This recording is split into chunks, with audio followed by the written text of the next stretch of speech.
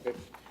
City of Laredo Technical Review Board Ad Hoc Committee, we're convening at City Hall Chambers. It's Wednesday, July 11th, about 5:15 in the afternoon. We'll call the meeting to order. Yes, roll call. Chuy Ruiz, Present. Juan Salinas, Present. Armin Valor, Present. Danny Wires, Present. Edward Ochoa, Present. Benny Salinas, and Cesar Cantu. He said he was on his way. So, Okay. Consideration, item number 3, consideration of approval of the minutes of the special meeting of June 21st, 2018. That one we wish to table that item, Is there a motion? that we're not to ready table? for. I motion that we table the minutes. Second? I'll second. All those in favor? Aye. Motion carries. Okay, committee report or any communications from staff? No, as of lately, there's really no updates, any changes or anything like that. We don't have anything to present. Okay. Yeah. Then we'll open up item number 5, discussion with possible action regarding the City of Laredo irrigation ordinance, chapter 25 through 80, 25-80 through 25-85 of the Code of Ordinances, and section 24-83.10.5 of the Land Development Code, and any other matters incident thereto.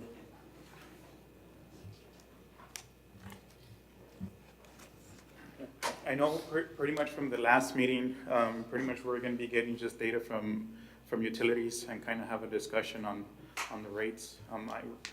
What's included also in your package, Rhea did provide some numbers when it comes to the irrigation use and also when it comes for water rates. And so if anything, the discussion, I guess at this meeting will be primary on that. Yeah. I'd like to also kind of discuss the inspection requirements, and then maybe some definitions on the actual ordinance. So it's possible if there's time permits. Okay, sure. Okay. So I guess, Rhea?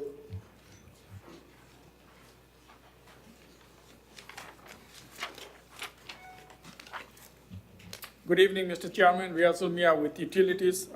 We did provide all the committee a report on that. Those are the last 3 months we generated from April 2018, May and June, both for residential and commercial.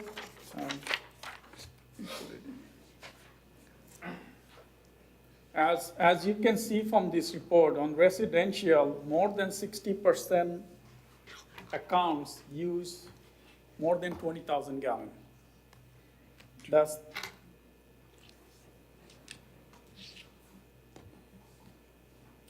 No, more than 30, I guess if you look at June, it's more than 30, yeah. 36%. And so you do see a large number of accounts, more than 60% use more than 20,000, where your average home use about 8 to 10,000 gallons. On commercial side, you do see more than 50% or close to 50% use more than 30,000 gallons. But the interesting thing in commercial, those are small businesses, I guess those are the 31%, they use less than 5,000. So those are probably the small businesses, has a small strip. But the bigger accounts, they use significant amount of water. I only run up to 30,000, but it will be interesting to see some of them probably use 300,000-400,000 gallons of water. And that's only that's through the irrigation That's system? just the irrigation meter, yes. That's a separate. And we do have almost 3,200 accounts in residential and about 1,200 accounts in commercial. Those are the irrigation.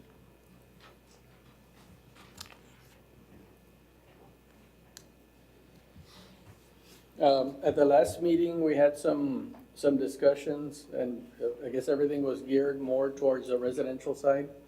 And just off the cuff, they were making some of the irrigators and Edward were making some calculations on a residential, home side, trying to irrigate about 4,000 square feet, and I don't remember, what were the numbers that came up? Yeah, I didn't bring my notes with me on that one.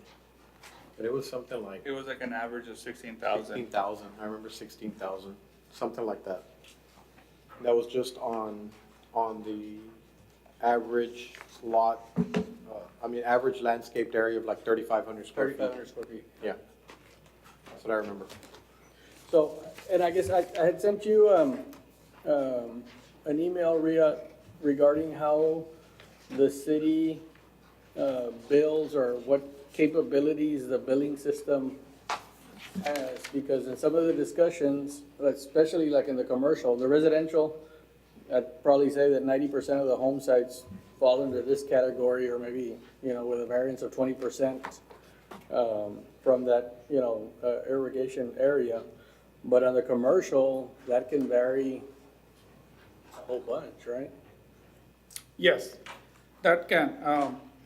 As I had replied to you, the billing system is set up based on the volumetric rate. It's not based on the lot size. So you have a minimum rate, and then you have a volumetric rate.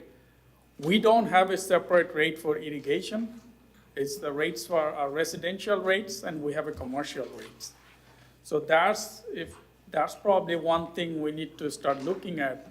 Maybe have a separate rate for irrigation system to encourage people who use jaryscaping or less amount of water, and discourage people who use humongous amount of water on Well, irrigation. that's a question. Does the system that the city has today, is there a mechanism to bill the volume based on another criteria? Say, okay, well that, let's say they're irrigating an entrance, and that could be, I don't know, 1 meter for a long distance, or you have a situation like the university. I don't know how they handle whether they buy water from you or the schools. They do. All the university schools, they are city water irrigation. So, but within the system, I know that what y'all can bill, or according to the requirements, you just charge today by water use or quantity of water. But is your system capable of adding another criteria in there, assuming that the council wants to have, different rate systems for the irrigation? Or is that a new programming change? It could. It has to be volumetric rate. We could have a separate rate structure for irrigation, because that's the separate bill going in. And the programming will be, you just change the number. Maybe the minimum, now like the minimum bill, a minimum charge gives you 2,000 gallon. That's what I'm saying. Maybe we look at a minimum irrigation, say if you have irrigation meter for residential, we look at you up to 10,000, but we do like $20 or $25. Anything over that, then you pay the 1,000 gallon, the volumetric rate. Same thing we can look at in commercial. At this moment, we don't have that, but we can definitely look at it if that's the committee wish to look at it. Yeah. That's what I'm saying. In other words, let's say, for example, you have a commercial tract that's having to irrigate, 20,000 square feet, and then you have a commercial tract that's irrigating 10,000 square feet. Can the system work to where you say, okay, 20,000 square feet requires, X amount of water to keep the vegetation alive, so that in the system, it designates it as a 10,000 square foot site, and then once it exceeds, 20,000 gallons or 30,000, whatever that number is, that then the rate goes up, The volumetric rate actually based on the meter size. So people, if you need to irrigate, say 20,000 square feet, you definitely need a bigger size meter. You probably will have a 1.5 inch to 2 inch meter, then you have a 4,000 square feet lot. So the volumetric rates are charged based on the meter size. And so the smaller meter size you are, like the residential home has 5/8 and 3/4 inch meter, which charge you like $10, which gives you 2,000 gallon. But the commercial rates start from $29, but the higher the meter is, the higher charge it is. As you say, if you go to 2-inch meter, the minimum charge up to 2,000 is $46. And you all have Or do we have on any? your package, the rate.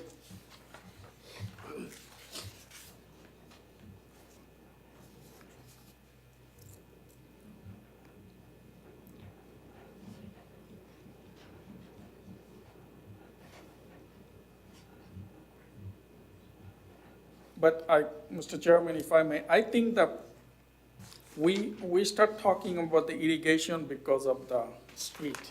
Yeah. I don't see, even if we raise the rate, people who has bigger lawns, they will be not stopping irrigating. I don't know how much, I guess we need to look at our irrigation ordinance, how much teeth we have and how we enforcing it. Instead of, I mean, even if you raise the rate, say, now you're paying, say, $20 or $30, if it costs you $10 more, are you gonna stop irrigating your lawn? Not for $10, no. Not for $10, or even for some people for $20. You know, so those are the things we also need to look at it. Are we, the ordinance we have, is it enough? And I read the irrigation ordinance, is very detailed. I really don't know how much we are enforcing that. And so that's the thing maybe Victor can share. It's very detailed ordinance. It's a, No, and there's some stuff in there that probably, if it's not getting enforced, then it probably shouldn't be in there. And there's some stuff in there that, some of the inspections and that kind of stuff, I mean, if there's no enforcement of it, then, you know, why have it in the ordinance? So is your recommendation not to mess with the irrigation rates? no, I'm open to whatever the committee wants, but I just don't see by addressing that, we will address the street problem. That's what I'm saying. We need to look at everything. Well, it's a component of it. Yeah. In other words, a component of it is maybe changing some of the requirements of what they can install in those areas, which we, I guess at the very first meeting, there was the discussion of just having irrigation or drip systems if you're in the right of ways and that kind of stuff. Of course, there was a lot of concern about that because it works for some applications, but it doesn't work for all applications. And then there was also the issue of the spray heads having to be 4 feet away or 5 feet away from the pavement section, and then maybe that wasn't necessarily being followed, or people didn't know that it was in the ordinance.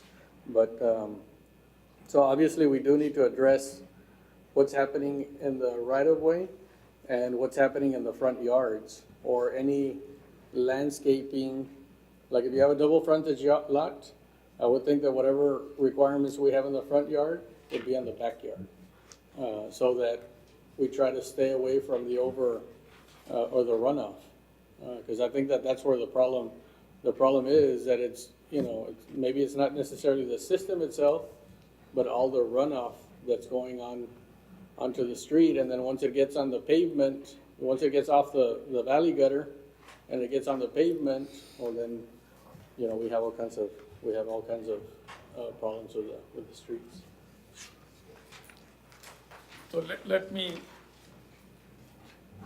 are the committee is more worried about in the residential neighborhood, or are we looking at a commercial?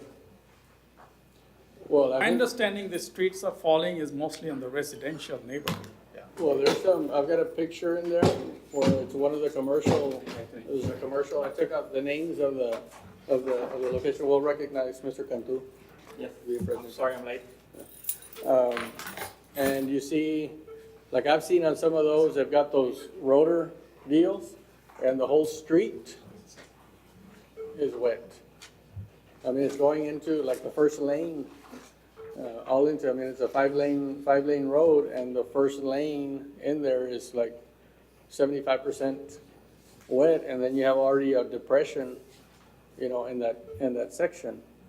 So I think, you know, there's a saying in Spanish, todos hijos de Dios, or todos hijos del. So I think this needs to address both commercial and residential. And maybe it's a combination of increased rates to where it gets, if the irrigation is excessive, if the bill gets excessive, so they adjust, you know, something that people are gonna wanna adjust the timer, or maybe set the timer twice in less amount of time, which is one of the things that Charlie had mentioned at one of the meetings, and I think that was a comment that Raul or somebody else mentioned. He's not here today. Who was the other gentleman that was here last time? Yeah, he's here. No. Oh, yeah. Yeah. Jerry, Yeah. Mr. Khan.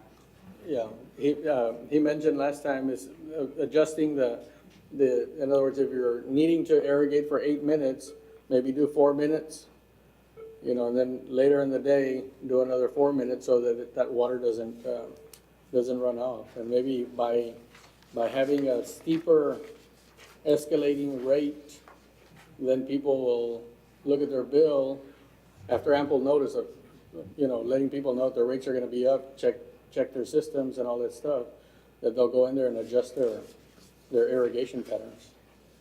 That if I may, let me look at more breakdown on the commercial, the 50%. Let me go back and see how many are more than 100,000 gallon, how many are more than 500,000 maybe. And so it will, because now I only did for 30,000 because my understanding was mostly we're talking about residential About the residential side. neighborhood. Quick comment, Mr. Chair, I wanted to make. Rhea, is there anything that you would be proposing to increase rates by a certain amount? Is there something that you've already calculated and looked at with your staff? No, we're doing a rate study for the water and sewer, but that doesn't include a separate irrigation rate. It's mostly one rate. But if that is the wish of the committee, I can tell the consultant, look at it, a separate rate structure for irrigation, looking at some other cities, who maybe San Antonio or some other city who has water conservation, very restrictive water use, we can look at those. Yeah, because At this moment, I'm not looking at it, because that was not the council direction. They give us direction to look at the water rate and the sewer rate. But I'll be definitely, if the committee wants, just make a motion, I'll ask the consultant to run some numbers. we have no idea what we're looking at. I guess in the, if there is that recommendation, I think, it seems to me like it has to be based, the billing has to be based so that it's equitable. Seems to me like it has to be based on, you know, if somebody has, you know, like the university has a lot of green space, you know, that they have to have a minimum amount of water to keep it, Yeah, you know, Mr. to keep Chairman, it going. but I think, well, we're getting too involved there to go out and monitor the amount of green space each one is doing. I mean, it's just creating more bureaucracy. I think our intent was looking at residential customers that constantly have their sprinkler systems on the deal. But yeah, you can write a computer program tied into green area. But I think that's going overboard. The solution I liked best was a drip system in the right of way and or zero scaping. And that because Orfea is the one that's been pushing the whole thing, and that serves as a buffer to keep the water off the roads. And looking at rates, because and I'm flip flopping on you, but I think people that like to overwater and like everything green, they don't care if it costs $200 a month more. you know, and they got a daily gardener, you know, at $50. So I think the demand's is inelastic. There's certain set, I think the solution, then, and the irrigators that were here seem to agree is have that buffer in the right of way. But also it seems like, Rhea, for you, that people are getting the irrigation water too cheap. It seems like it could be also a source of revenue besides dissuading people, you know, so. I didn't say that, but you said it. We'll recognize Mr.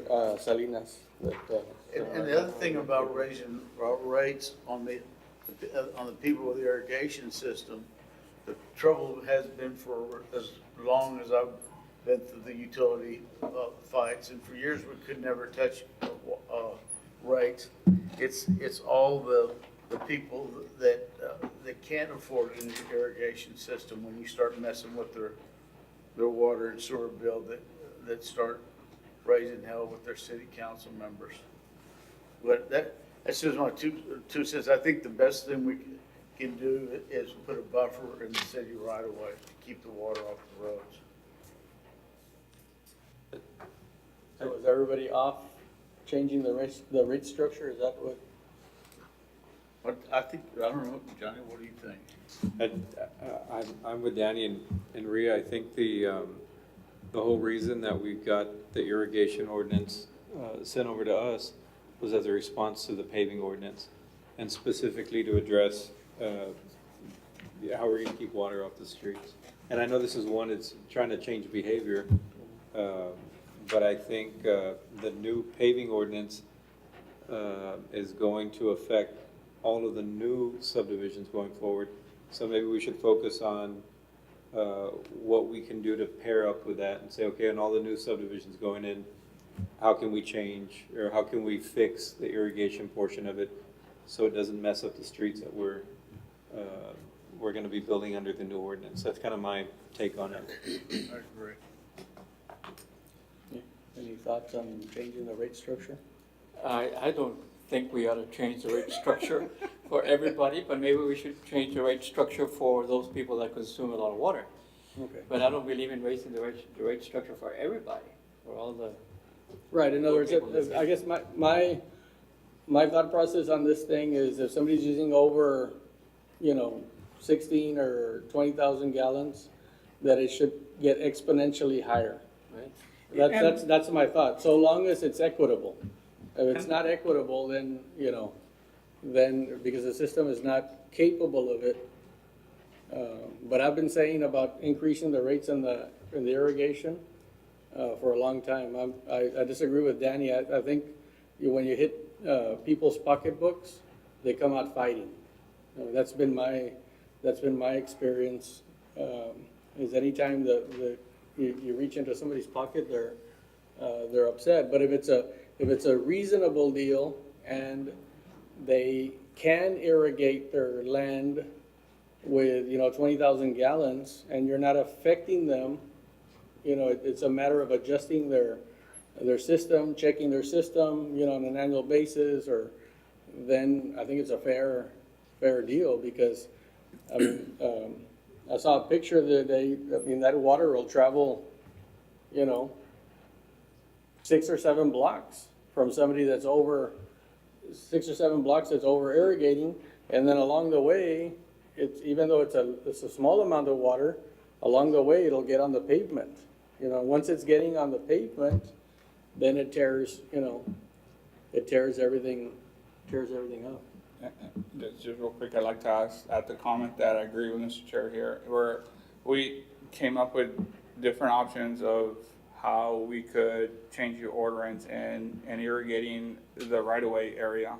And, everybody had different ideas, and we said, you know what, instead of regulating it, let's higher the rates and come up with a number to where they can self-regulate, and we're not regulating on what they're doing in their irrigation systems. So I think that was a component with raising the rates, and is allowing them to value engineer and come up with their own ideas with the landscape community and using less water. That was the idea behind the rates. I mean, if you look at the rate structure, anybody in residential use more than 30,000, they're already paying $5 per 1,000 gallon. The rate start at $1.98, but then anytime you're over 30,000, you're paying $5. So these are some of those folks, they don't mind paying you $5. How much you wanna increase? Because as I say, if what Mr. Chairman say, they love the lawn, they don't mind paying extra 30, 40 bucks.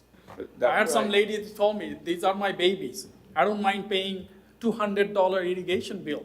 Her home bill is like $50, $60. Her irrigation is $200. I wanted to hear the figures that this young man right there has, on, Mr. Pinzon? yeah, Mr. Vidal. Last time we had a meeting and you had some very good figures. You were talking about the number of people that are abusing the system or the number of people that are using excessive amounts of water and the percentage of abusers that we have. Based on the percentage that you mentioned. 80%, the 80-20. Right. The 80-20 rule. And you- 80% of the, 20% of the people use 80% of the water. See, there's something wrong somewhere. And so Laredo. I don't believe we should punish everybody just for the sake of those people that are abusing or are not even aware that they're using that much water. It's amazing that we have, and that's why I wanted to hear your figures, because I think you had some excellent figures last time, that I don't believe in punishing everybody in the city for raising all the rates for everybody, because some people are abusing the system, And yes, we need to start looking into water conservation. And by the way, I do want to go on record that I do not believe that the small percentage of people that have those sprinkler systems are ruining the streets of Laredo. Okay? I think it's another problem. So I just want to make that clear. But I know that you had some very good figures last time, and I wanted everybody to hear those figures. And, like Mr. Guerrero, he's out in the field all the time looking at all of it. How many violations do you see where there's water running down the street, It's not that many, That's what I see. I'm also out in the street all day, and I don't see that many. It's just a handful of people that are, and maybe those people should be cited or whatever. But that's why last time during the meeting, we came up with a mathematical equation where we said, 6,500 square foot lot, 2,200 square foot home. And we said, you know what, if you had Bermuda grass, how much water would you need to irrigate that property? And we came up with the average amount of 16,000 gallons. And so I think Maria was gonna come up with some sort of, okay, well, you should be okay with 16,000 because that's the average. If you go beyond that, you're gonna pay another rate. And so everybody gets hit the higher rate proportionally to their lot. Because a bigger lot needs a bigger meter, so you're gonna use up more volume. You need more water in your irrigation system. So he was gonna come up with the numbers to present what he thought would be justifiable for everybody with different lot sizes. Not just the little guy gets taxed the same amount as the other guy, probably using twice as much as water. It was gonna be proportionate.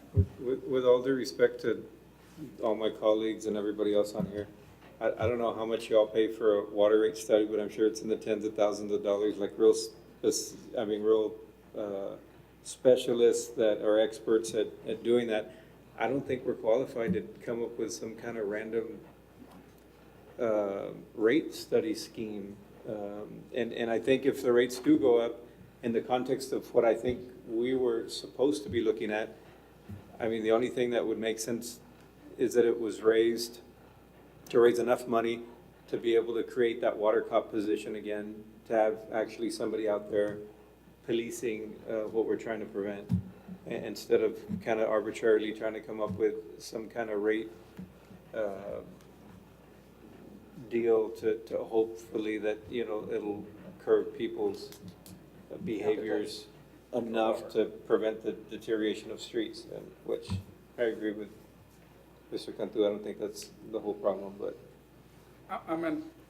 Mr. Chairman, if you look at the table I provided, so you're looking at 50% of 1,500 or 3,200 accounts, so 1,500 people, you're looking at a high user of the irrigation system. And is it really worth it to, I kind of agree with Mr. Cantu, to punish everybody because of those, because we have 75,000 customers.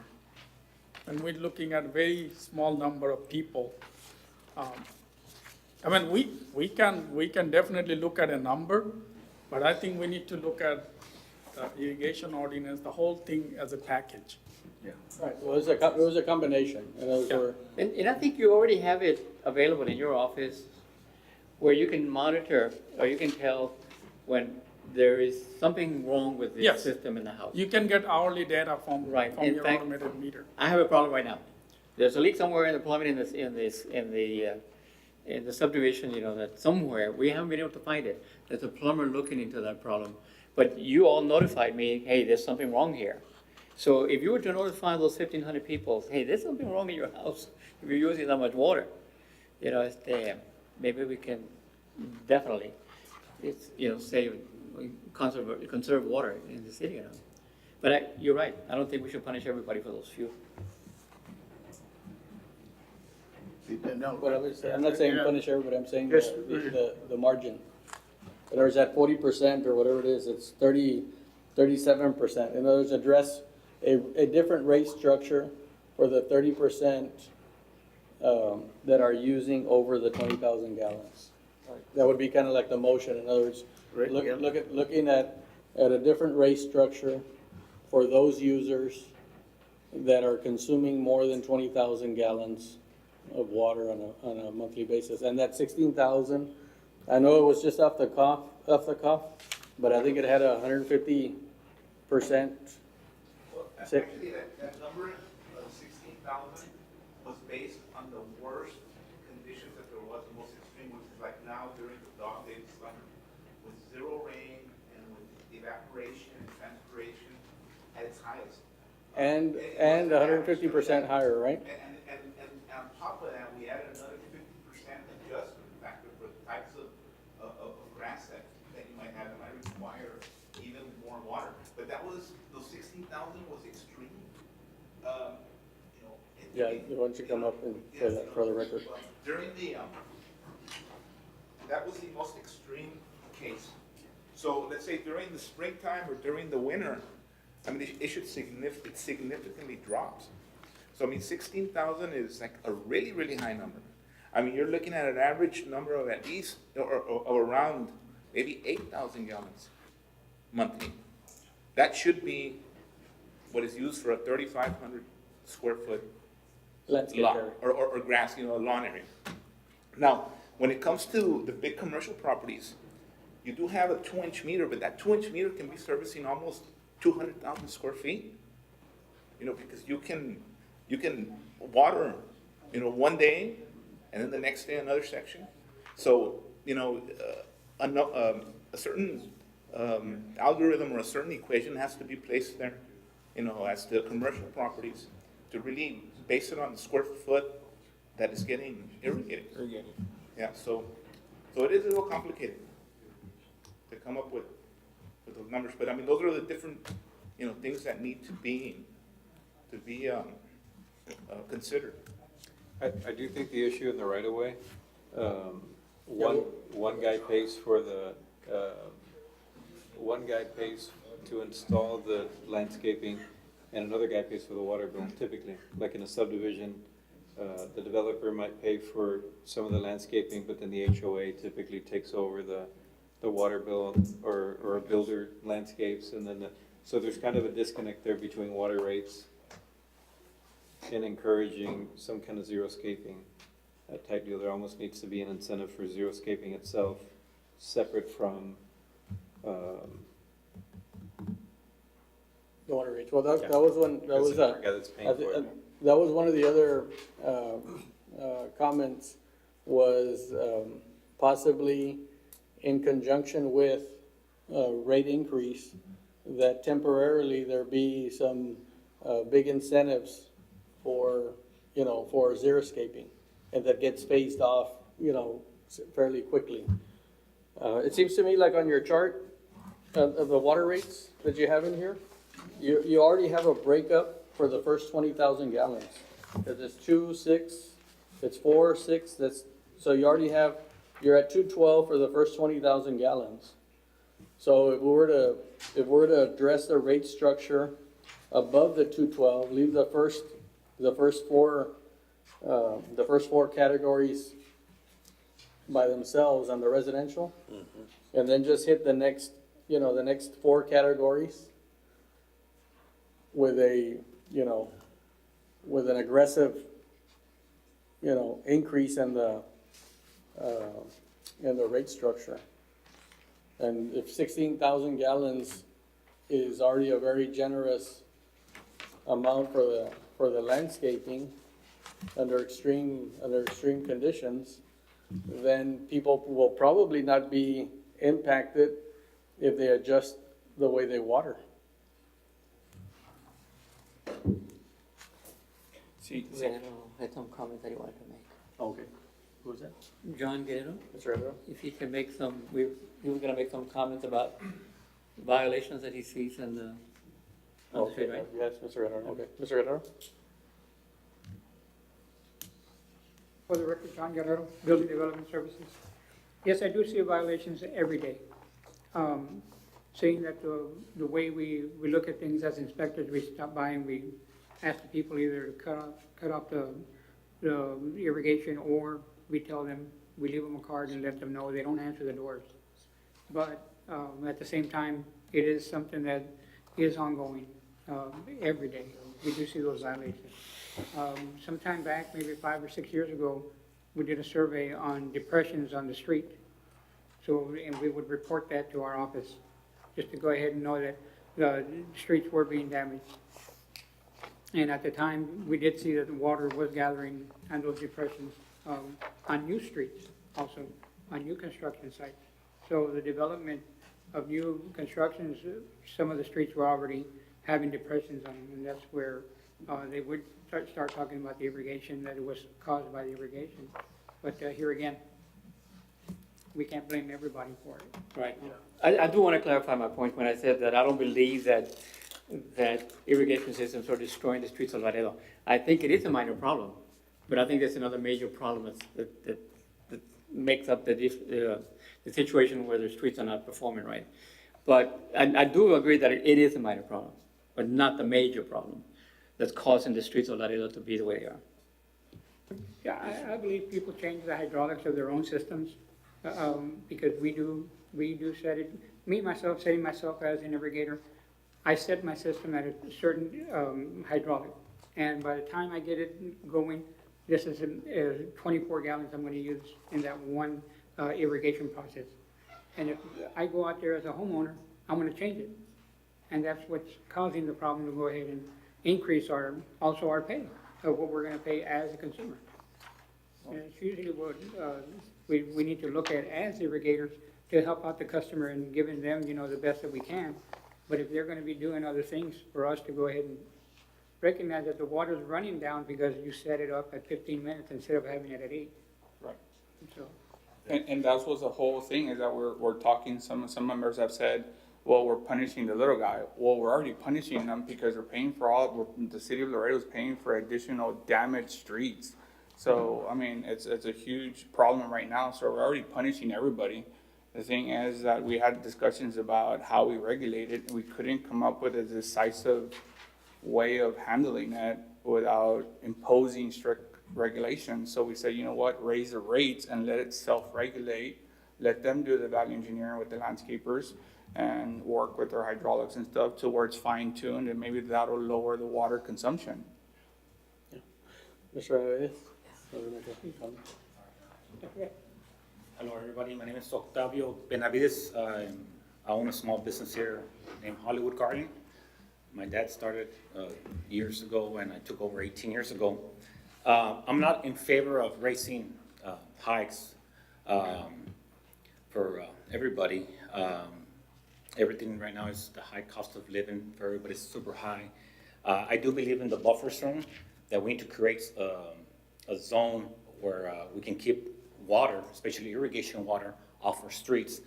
especially when you're driving around subdivisions and you can see at night people are watering, or subdivisions, common areas are being watered. Even after a flush rain, you can see the water just going down, and I'm big in trying to conserve water for our generation down the road.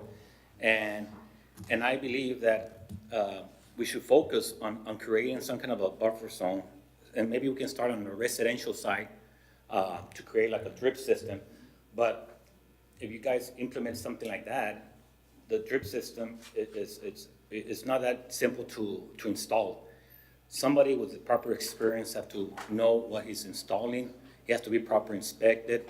A drip system have come a long way from 10 years ago. I've been installing drip in Midland, San Antonio, and even here in Laredo. And I see how, if it's done correctly, I've seen how effective it can be from keeping water, runoff, erosion from going to our streets. You know, it will cost a little bit more money to the consumer, to the developer, but I believe in the long haul, it will be a lot more effective to prevent from our streets, our ripraps and our curbs of giving way for water, especially undermining our subsurfaces and stuff like that. Also, have you tried implementing some kind of an inspection for the homeowner every quarterly report? I know we have something for the double check every yearly inspection. Somebody has to go out there, inspect your double check to protect your water supplies and all that. Maybe offering incentives to the homeowner every 3 months, not every month, but every 3 months, to go out there, hire a professional to go out there, a simple report. You check for rain stat. If it rains, it turns off your controller. Make sure that the controller is adjusted for proper seasoning. If it's winter, like Mr. Santos says, you really don't have to water it. If it's summer, you upgrade to the proper requirement to the landscaping. A lot of people have a lot of grass area. A lot of people have beds. A lot of people have a mixture of granite, stone, and sod and all that. You know, because I see a lot of stuff is that people don't really inspect their irrigation system. They go at night, they go sleep, and let the controller do whatever they want to.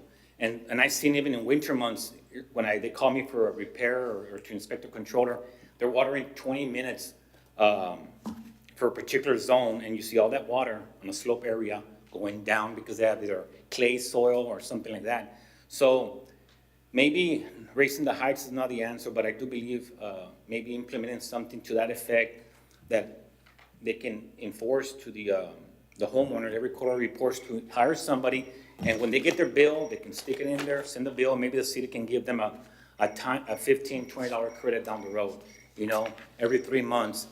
And Mr. Wires, you're right about creating some kind of a buffer zone, because by doing that and doing the drip system properly, or maybe not using sprays. Sprays are very old technology. Now there are like MP rotors and all that. They're more better for wind erosion and stuff like that. That will help out the system a lot, and we'll try and minimize our waters going to the streets and all that, because, you know, it's very hard to come up with a formula. Okay, like me in my house, I love trees and shrubs and flowers, and I try to minimize the grass areas. I create more beds, and but I've seen a lot of my neighbors, they have big lawns, and sometimes when I'm driving down, I can see the water just going down, and it really hurts me, because that water, I mean, we're never gonna get it back 100%. So, but at the same time, it's a very touchy situation, but raising the rates is difficult, you know. Maybe raising the rates to adjust to the cost of providing the water. Maybe the employees need to raise their salaries, the chlorine, the process, the energy, and all that. I understand, but across the board, it's very difficult to come out with a formula. Like Santos says, now it depends on the landscaping, you know. If somebody has a 18,000 square feet lot, but it only has 2,000 square feet of lawn area, you know, how are you gonna come out with that, you know, with a formula to water and all that? But, and I guess since we'll come back to the rates, I guess, in a little bit. But I think there was some concerns with just having a drip system, and then maybe considering the high efficiency nozzles. What is a high efficiency nozzle or? So you have like the MP rotors, you know, and you can match them with sprays. You can match them with rotors. You can match them with drip system, depending on the gallons you'll be using. If it's MP, depending on the spacing and all that. What's an MP roller? MP rotor is like it looks like it goes on top of a spray head. It looks like a spray head, but it's not. It looks like a multi-stream rotor head. And I can show you what I'm talking about. You know, they're very efficient and very. Is that considered a high, is that, that's a different, in other words, that's a rotor as opposed to a spray nozzle? Yes, yeah. They're two different things, I mean. But they're both, I mean, I prefer using MP rotors than sprays. I'll tell you, real quick, well, if anybody should know what he's talking about, and plus these other guys in the sprinkler system, Octavio and his father, Octavio was out working it when he was a skinny little kid. And so, if anybody should know the business, what we were talking about before, and it's great to see you again, and the best of your family, is in that right of way, not have any type of sprinkler heads, either a drip system or zero escape. And I think they already have that in San Antonio. Victor, will you put that? Yeah. And then, Mr. Cantu's point, I agree with him, and I feel strongly about it. Too often we pass ordinances, one mistake happens, and the whole city gets penalized from it. Our ordinance books, well, the politics ordinances are passed when there's one big mistake. So I don't think we need to overreact. But I think better the MP rollers in the front yard, but in the right of way, I think it from all I've listened to it, it should be either the drip system, which is going to cost more money, but it's going to save us on our streets. I also agree with Mr. Cantu. I think the irrigation has gotten blown out of proportion about the street damages, but there's not a reason not to address it, because it does have a detrimental effect. I'd be interested in, on other ordinances that we fought against and everything like that. The city always brings up, well, they do it in San Antonio, when we tell them, well, we don't care what they do in San Antonio, but in this case, it'd be interesting to see what the Austins and the San Antonios do, because they have the same issue that we do. That's I it. can bring you information. Es que también also, and you're right about that, Mr. Pito, you mentioned something that there's only 4% of the water users in Laredo have irrigation systems, right? Is that what you said? Yeah, no, I didn't say that. Meters that actually have a meter. That's right. Not all the meters, not all the 75,000 have irrigation meters. And so, and then on top of that, not all the irrigators or irrigation systems have a separate meter. Right. Right, so I think there's but it was how only- many meters are out there for residential? 75,000. 75,000. So it's 10%. Is that correct? 10% of the meters are irrigation meters No, on the residential, you have 3,200 out of, out of about 68,000.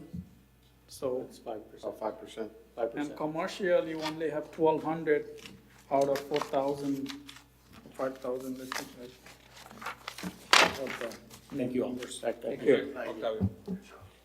Which is right, what you're saying, that we're punishing everybody for those small percentages. Irrigators, yeah.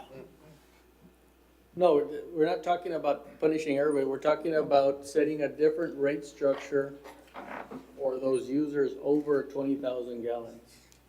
That's not punishing everybody. Yeah. That's Residential a is- small, that's a small percentage. Mr. Chairman, residential, we have 63,777 accounts. That's in June. So of that, we have 3,200 is irrigation accounts. That's 5%. Yeah. Slightly less than 5%. And commercial, we have close to 9,000 accounts. Now, on the, just for the sake of comparison, on those 60 some odd, thousand accounts, what would how does that chart, if you were to plot a chart based on, you know, if you were to plot the same chart, The water use, the water use on those, would you see the same percentages? As far as, or would it be fewer people in the 30,000 category? will be fewer people.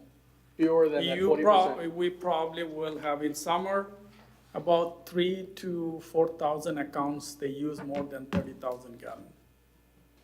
In the winter, it will be close to 700, 800. Most of the average homes use 8,000 gallons. The average, so the average or the median, the Yes. halfway are using less than 8,000, and the other, now, we're not talking about addressing those accounts, but at least that gives us a clue, because I'm gonna say that there's a bunch of irrigation systems out there that are tied somehow legally or not to the, you know, with a backflow preventer and all that stuff, that are already, you know, consuming more, because if you're saying there's 4,000 accounts that are consuming the 30,000 gallons, so those guys are tied to the system without a separate meter. For whatever reason, they've chosen not to have a separate meter. Yeah, because it's the economy. I mean, if you use, I can tell you, I don't have a separate irrigation meter, but I have irrigation system, so I use average like 10,000 gallons. So I don't see to spend another $25,000 or $3,000 to get an irrigation meter. I'm not gonna break even in like 7 years. But yes, if my bill was $300-400, definitely. But those are the choice people make because it's the economy too. Why you wanna invest money on an irrigation meter when you're saving, say, $10 a month or $20 a month?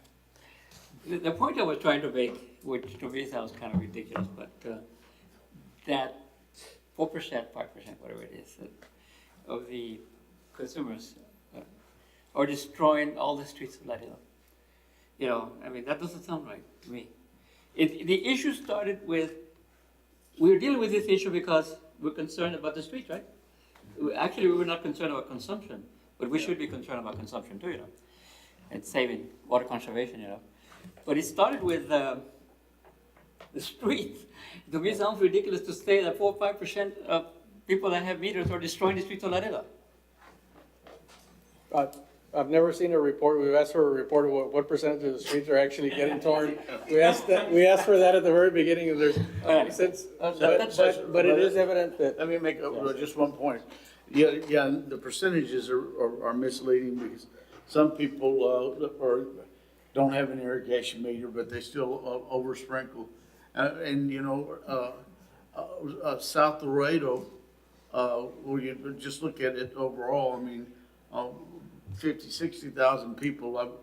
I've traveled all the streets daily, built some of those streets we built over 30 years ago and have never required any repairs. And there's 20 greener PIs out there.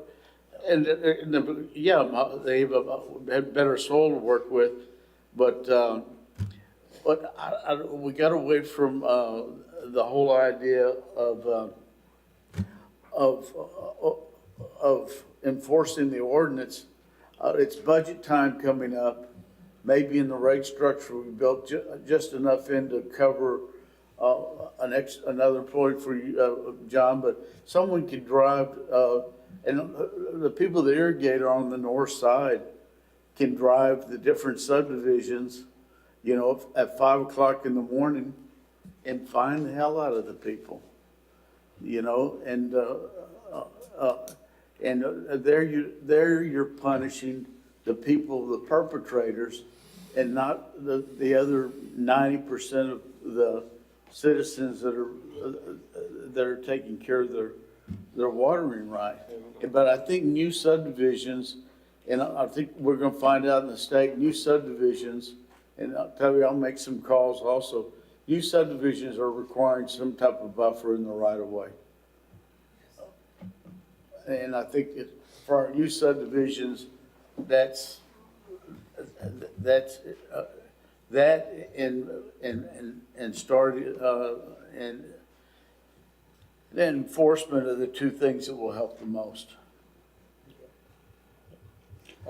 Yeah, I had some couple points to point out, because somebody had just made the comment that we pass ordinances without, thinking it through and stuff, and I also think it's the other way around. We're not listening to the directors, we're not listening to the people who are actually managing this on a day-to-day basis. And 2 meetings ago, both Director Olfila and Riazul mentioned that, it's almost impossible to regulate people, that maybe if we raised rates, they would just regulate themselves. I think that was what started the whole rate conversation. I don't think any of the committee members brought that up. And then furthermore, 2 meetings ago, Mr. Linares said that the ordinance points out that the building department needs more staff to provide the adequate enforcement.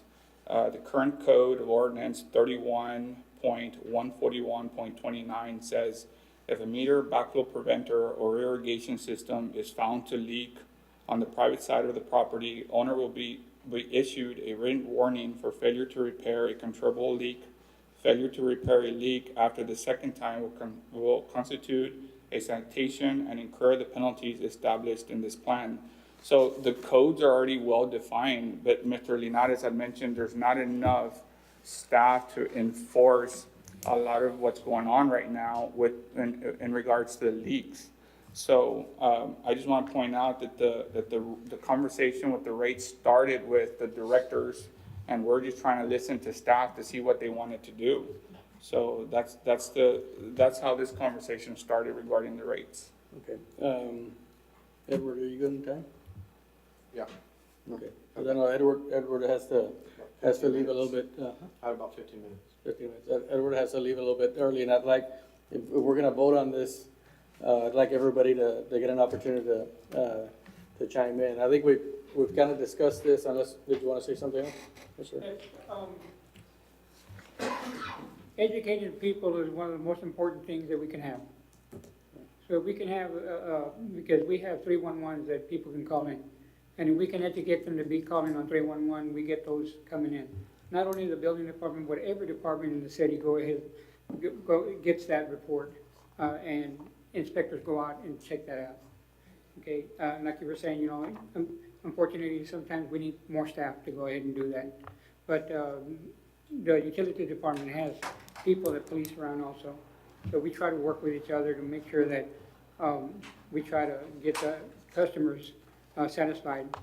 But here again, if we can go ahead and find a way to educate them, it'd be a lot faster to go ahead and have them call in on a 311 so that we can address these. Reporting problems, the communication. So, I guess we've discussed this. Is there a motion to ask staff to consider a rate structure for those users that are consuming over 20,000 gallons, which there's gonna be fewer, I think there's fewer people that are consuming over 20,000 gallons of water, which does not affect the people in South Laredo. It's not gonna affect the average person that's using 10,000 gallons. Is twice the amount of the average user. So is there a motion to ask staff to look at a rate structure for those users that are over 20,000 gallons on a residential irrigation meter? You don't want to ask the audience if there's anybody else that's Oh, wants you to all make want any to, comments? you all want to make, as far as the rate structure is concerned, is there any other comments? I know Octavio's Some people want to say something. about the rate structure. There's discussion What's on with the, the motion. we call them entity brokers, so we talk about same ones, right? Okay, well, But it's not a brand bird, but there's Toro, there's Hunters and so forth. okay. So I guess if there is a motion, then we can ask for additional discussion. Are we gonna table it or are we gonna? No, we're not gonna table it, we're gonna make a decision. Well, We need to, I wanted to, only because I'm going back to 2 meetings ago, I wanted to amend the motion and to add that Director Linares also supply some type of, information on what staff he actually needs to be able to enforce the current ordinance and to be part of the review of the rate structure. Because I think we've always talked about that it's a component of different items that we have to look at, and I think that is a very important one because Octavio Benavides brought up right now the whole thing about enforcement. Director Linares has mentioned that he does not have the adequate staff to cover the whole city of Laredo the way he should to enforce the current code. So that's problem number 2. So if we can look at those 2 items collectively, maybe we can make a better decision as a whole. Make the motion. so what is the motion? My part was the amendment to your original, or to the No, original motion. I was asking to see if anybody wanted to make a motion to ask staff to look at a rate structure for those residential users that are consuming in excess of 20,000 gallons. I wanted to On an amend the irrigation- No, but I'm asking for a motion On an irrigation meter, on an irrigation. not their standard domestic meter. Well, do you think we need to extend it to the standard domestic meter? Well, No. no, I don't, Oh, but separate. I just want to make that clear. Yeah, no, I made it clear that it was residential, Yeah, I don't, the irrigation meters. but Unless you think, Clarification, Mr. Chairman. So 2,000 people. you want the minimum rate up to 20,000 gallon and then higher rate? there's no, we're not asking to modify the rates. In other words, we want status quo to Okay. all the people that are being vigilant with their meters. But if it was me and I was the only decision maker, I would make it aggressively expensive for those abusers of the system. In other words, so that when they get their bill, with communication ahead of time, obviously, in other words, say this is coming up, your bill can double, if you're not adjusting your system and that kind of stuff to where, okay, if 20,000 gallons is enough to irrigate a large home site and people are using 30 and 40,000 gallons, then, there should be some self-regulation to where it's like my homeowners. When they talk about their air conditioning, they tell me, well, what temperature should I put my thermostat? I tell them, well, you start at 78, you look at your bill, and if you can afford more, then you drop it until you drop it as low. And there's just a combination of comfort and, what you want to pay at the end of the month. So I'm Because the just saying- reason I'm asking, your residential water rate, anytime you go over 30,000, you're paying $5 per 1,000 gallon. So you want me to, for the irrigation, bring that $5, anybody over 20,000 gallon, What I'm suggesting is that staff come with a. for irrigation system. Yeah, what I'm suggesting is that staff make a recommendation for a new rate structure for those consumers that are taking more than 20,000 gallons.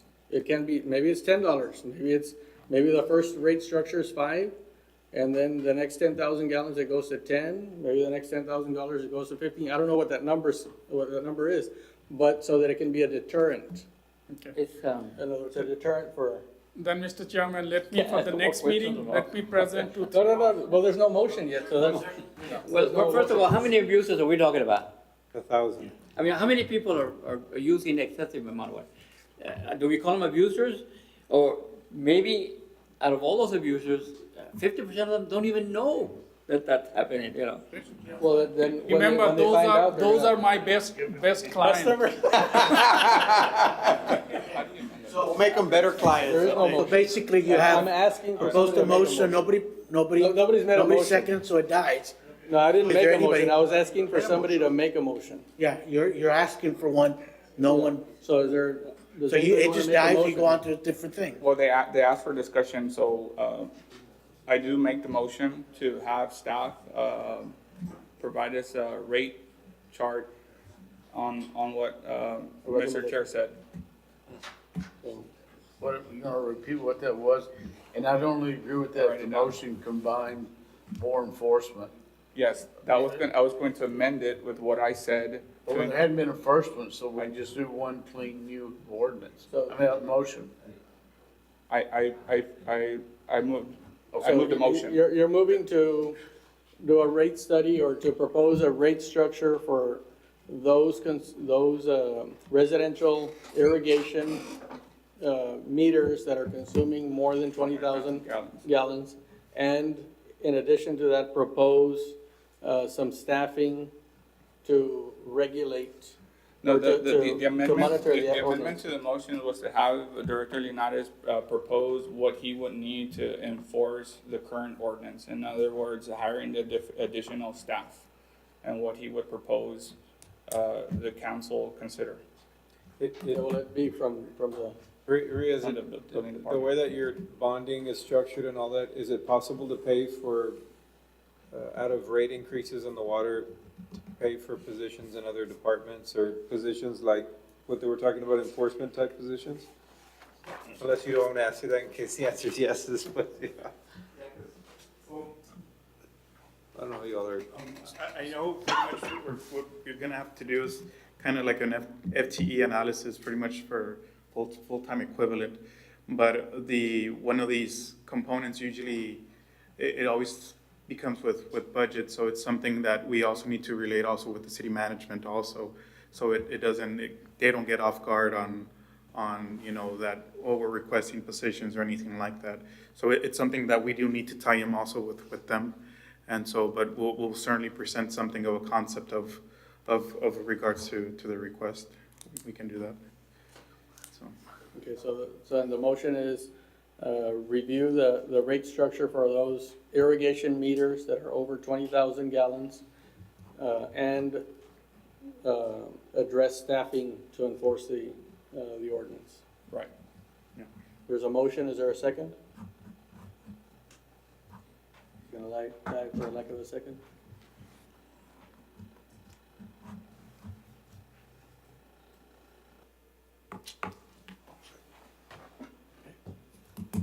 Nobody wants to increase the heavy users to self-regulate? Can I comment on something? Sure. Yeah. I mean, my comment is really, you know, and I think this is kind of what Mr. Cantu is leading up to, is that we're looking at doing something that's really gonna address 1.5% of all users. So we're considering looking at something that's only gonna address or hit 1.5% of the 64,000 residential meters. So is it really worth the effort and the time? And let me make another comment too. Was I kind of I think that's kind of Yes, what you were yes. trying to hit up on somewhat, so. Right, and Mr. Ria has a perfect program already in his system. He has a perfect program already to address those abusers. He already has it in the system. And it's so easy to have somebody, his staff, you know, take a few every month or whatever and say, hey, we're gonna hit you, or we're gonna penalize you, or we're gonna do something to, because you see that. Because you saw it in my system, you saw, hey, something's wrong there. And so somebody notified me about it. So you already have a system that can deal with it. That's a good point. It's only about 1,000 people. You're right. It's like 1.5%. I mean, That's, you know, that's you're over looking at 20,000. over 20,000 average between April, May, and June is about 33%. You have 27, 34, and 36, so call it 33.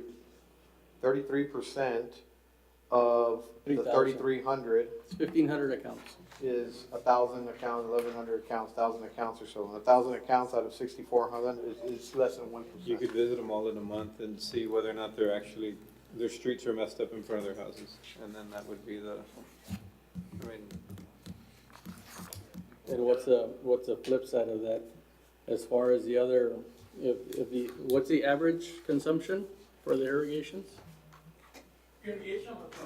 The average consumption of irrigation, what's the average consumption of an irrigation meter for residential? Oh, if we do average on this one, right. I think last time we calculated more than, I think 20,000. Yeah, in other words, Ria had put It's at about 15, Yeah. which is close to what the ordinance. What was the number again, Mr. Ria? So this email, It will be more than 20,000 gallon for irrigation. so this email of the 70% consume over 20 was incorrect, or is that correct? No, that's correct. If we do over, but what I did, I break down in different Now, what categories. he's saying is that 70% of the irrigation meters, or is it 70% of the irrigation meters are consuming over 20,000? Because that was done, we calculated the entire amount of irrigation use divided by number of accounts. Then I break it down, that's why this one you have. That breakdown includes of the commercial top. and residential. Yeah. So if Okay. you look at commercial, they use Commercial is more where the water, hit that's why that really average takes. is higher. Commercials where the big numbers are. Yeah, but it's only 1,000, but we could statistically probably take a sample of whatever, the number, 20% of those guys, visit 200 houses, take pictures of right in front of their, I mean, the guy might have a 20,000 square foot lot. Even though he's using a lot of water, he might not be messing up the streets, which is what we're trying to prevent. I mean, you could, since it's only 1,000 guys, and we know who they are, and we have their addresses, you can almost just go and look at 200 houses and see whether or not that's truly the problem, guys over 20,000 square feet, if those guys are messing with our streets. If we're looking at water conservation, I mean, that's a totally different issue, but if we're focused on the street aspect, and we have no idea if those 20,000 gallon guys even mess Mr. Chair, with I the think- street. So I Well, think if it's gonna die for a lack of a I- second. Okay, I think we, even though it was brought up, that it was brought up from staff about the rate increase, and that's a very political issue and things like that. That city councils, this all evolved around the French drain, which was not a practical economic, reason that they wanted, Public Works wanted them installed on all, irrigating lines, and, right, it could be $15 a foot. So it wasn't a practical, so we told city council, who canned the idea of French drains, we would figure out a buffer system. And so I think our time and energy ought to be coming up with a buffer system, a better sprinkler heads for the front yard, and enforcement.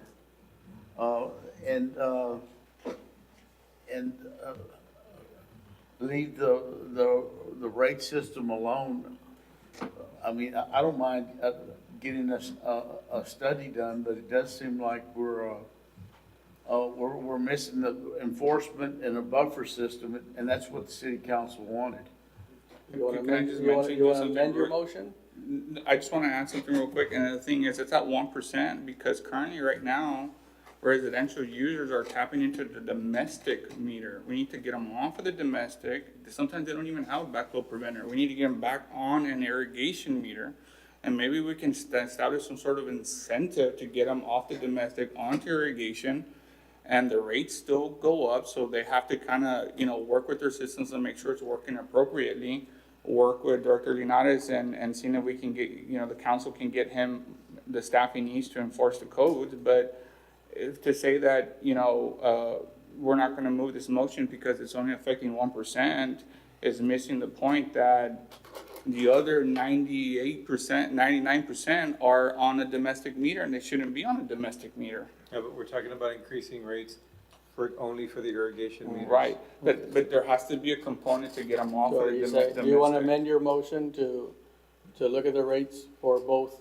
Well, if you're Both. increasing the irrigation, it does the opposite of what you're saying. It's a disincentive to go and get an irrigation meter if we're Currently. actually charging. No, not currently. If we increase the rates only in the irrigation meter, there's gonna be a point where it makes more sense. Like Ria said, he didn't have one. I don't either. Cause it just doesn't make sense at this point. That was a conversation Ria was having where the rates are so low right now, they don't care. Even So if the- you raise them, they're still gonna spend, so. So the basic question, so do you wanna amend your motion to include all accounts? Or do you wanna amend your motion, cause right now there's no second to the motion of analyzing those accounts that are over 20,000. I'd like So- to make a motion to spend the rest of the time that we have today and going forward, if we have to have another meeting on it, and addressing what we were supposed to address. It died to begin for with, lack of a second. which is zero-scaping Yeah, the right 'cause of way, the buffer. one and are raising enforcement. the rate, the proposed rates on domestic is, I don't think anybody here wants to do that one. Yeah. was So it on dies for a lack of a consideration. second. So we'll move on to, You don't wanna ask the audience if they have any comments? I think that nobody wants to raise rates in the audience, right?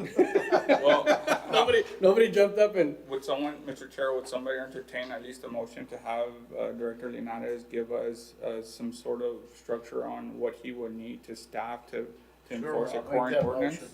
motion.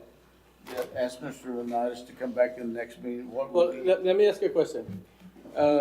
Making a recommendation, will that involve outside people or is it staff people only to be able to make a recommendation? Is it gonna cost the city additional outside money? Yeah, pretty much. I'm asking the question to Ria, from proposing, not the staffing part, but from proposing, a different rate for those accounts that are over 20,000, is it gonna No, cost anybody? we'll do it in-house because it's not worth it to give the consultant just for 1,000 account. We'll look at it, we'll come up with 2, 3 different options if that's what the committee wishes to do. So there's no outside, okay, so, Danny was making a motion. Yeah, my motion would be to ask Mr. Leonidas to come up with what additional staff we have for more staff for enforcement, for the next meeting. And let me ask you, in the present landscaping ordinance, does it address the issue of people's, of water runoff from people's yards? I think it sets up, the type of plants you use and all this other stuff, but I think what I'm looking for, thinking the city, county, the city council, they're looking for someone to drive around at 5 o'clock in the morning and write down the street addresses of the people that are Yeah, because when it comes maybe to enforcement, there's maybe two parts. I know we do have the water cops, which is the water conservation, and then we have the other enforcement where they're pretty much either for doing illegal work or one of the other factors that is on the ordinance is the timing on the irrigation. So one component that I would wish to suggest is maybe like a public service announcement on regards to that component as an extra, not that it's the solution. the PSA should be running, because I know that's what, Charlie, asked when we passed the. I think we're getting out of the scope of our job, of the committee. We're supposed to be an ordinance review committee. And for us to start talking about staffing, that's up to the director to go before the city council during the budget hearing, and it's up to him to ask for more staff.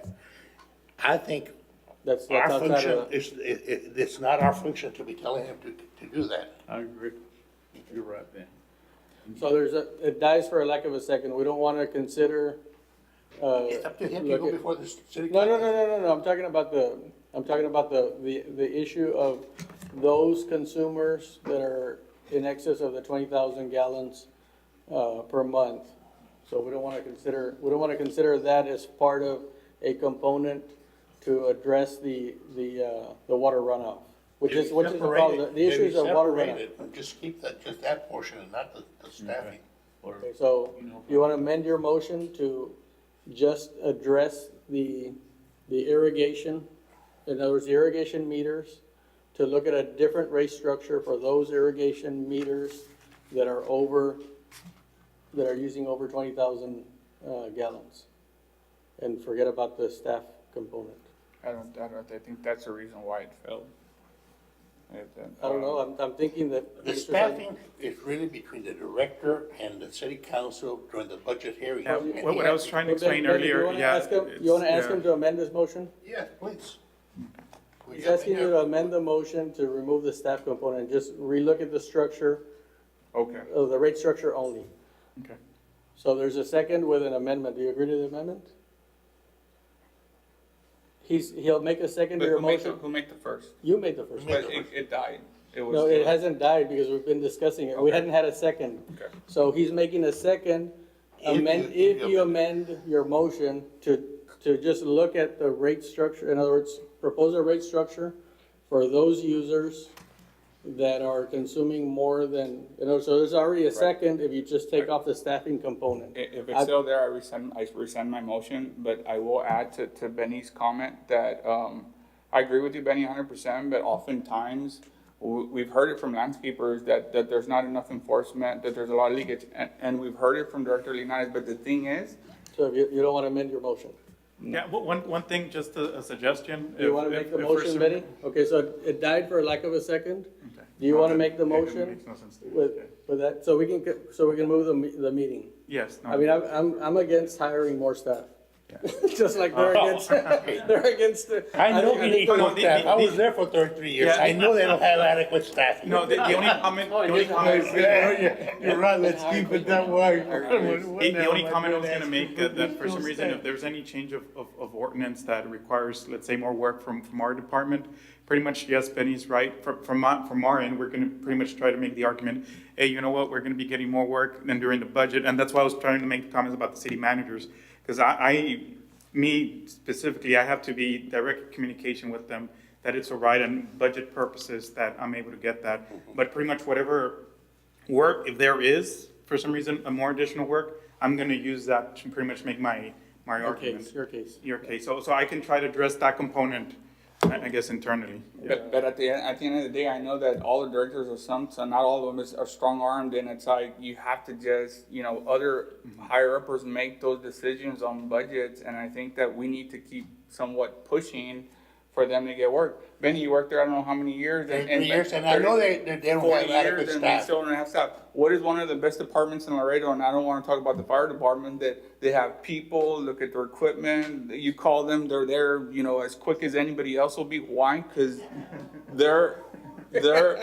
they've got staff, they've got money, and we want to get better, but we don't want to help them guys out because, their hands are tied. No. We want to help Well, them. let's- They need it, we're but digressing. the thing is, I don't think it's the function of this Okay, no, committee. you gotta run for city council. Do you want to make a motion, Benny? Well, the motion was to, I don't remember exactly how.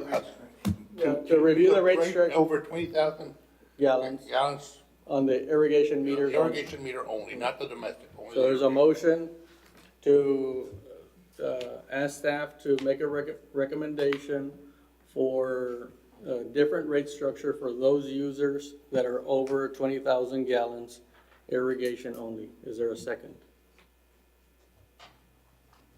Nice.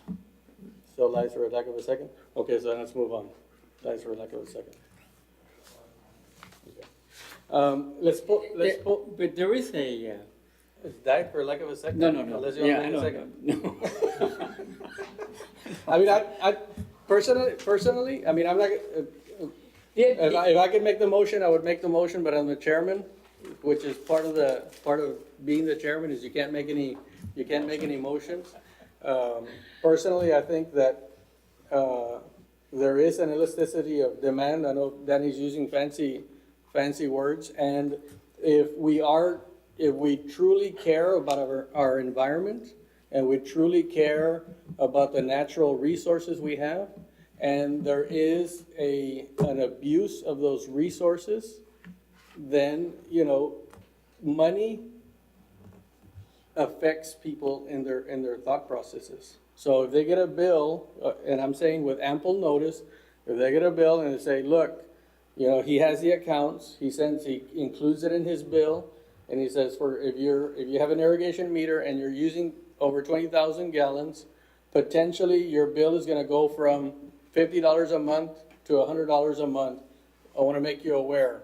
If you need technical assistance to check your system, we're available to check your, to coordinate something, to send somebody out there to help you, look at your system, or here's the list of the 100 irrigators in town, so that you don't have a, so that you don't get surprised with a bill.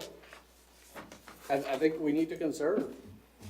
You know, this. But this that's should not be- what we were. No, no, no, I That understand. wasn't our mandate. I know, but It's it how got, to it keep- got brought up. Yeah, okay, that's fine, I think we need to, what, the little bit of time, because Yeah. we got left, we need Yeah, to talk just in about case it. there is a group here with regards to But, the next. unless you want- Yeah, and I'd like to hear what the Unless you landscaper want to said. rescind it, I don't think we're gonna have a vote, but I Let me ask you this, and Benny, since you, the experience with working actually, inside the city, can we come up with a recommendation that we think, that the building water department, needs allocation, or needs to be put into the budget, more money for enforcement?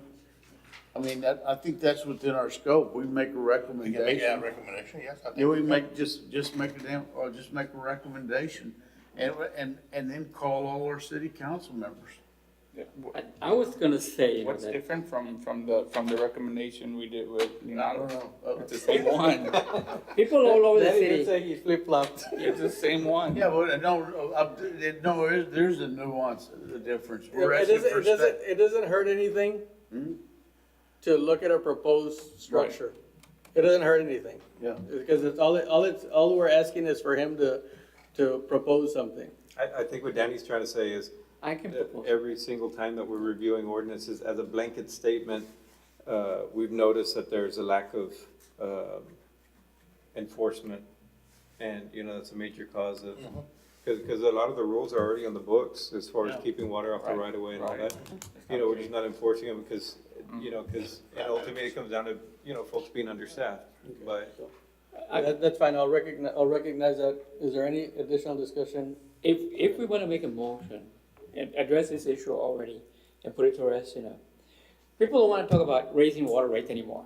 As it is, people all over the city are complaining that we're paying too much for water and sewer, okay? So when you talk about water rates, people get excited, they get nervous, you know, they don't wanna pay any more. But that's Now, reality. the motion that I would make would be to have Mr. Ria and Mr. Linares use the resources available to them to address those people that are abusers.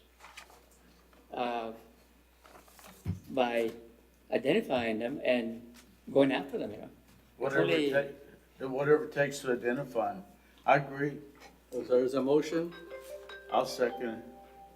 all those in favor? Oh, can you restate your motion, so I can piece it all together? The motion was to have Mr. Ria and Mr. Linares use their resources available to them to address those abusers of the water. And I'll second. There's a motion and a second? Second by Danny? Yeah. All those in favor? Aye. I don't disagree with that. Yeah? What's that? I said, I don't disagree with that, I guess. Yeah, no, you know, and it goes back to the point on some of the stuff that's in the ordinance. If there's stuff in the ordinance that we're not going to enforce, because it's not practical to enforce it, then it shouldn't be in there.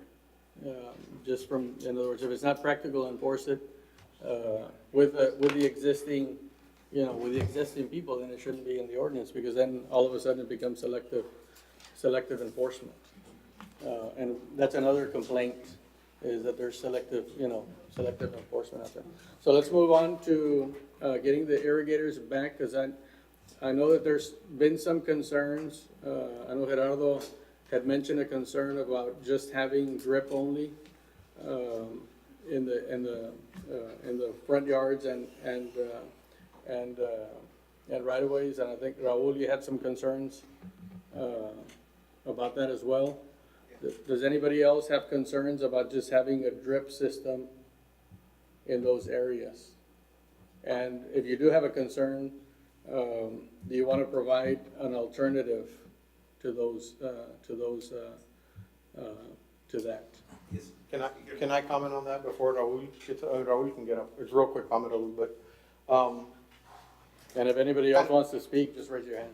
I'm just saying, I think if I'm not mistaken, y'all can correct me if I'm wrong, but drip irrigation is a very specific component of like low water irrigation systems, right? So again, kind of going back to how we addressed the pavement thing, I don't think I want to necessarily say drip irrigation, but maybe we can call it low water irrigation, because I think that gives the irrigators More scope. more scope more, hey, we can do this or we can do that.